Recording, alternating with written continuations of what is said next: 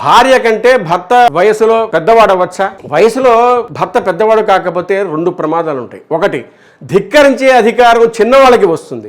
భార్య పెద్దది, భర్త చిన్నవాడు అనుకోండి, అప్పుడు భర్తకి ఇలా వేలు చూపించే అధికారం భార్యకి ఉంటుంది. మీకు తెలీదు కూర్చోండి అనొచ్చు, ఎందుకంటే అనుభవం ఆమెది, ముందు పుట్టింది కాబట్టి.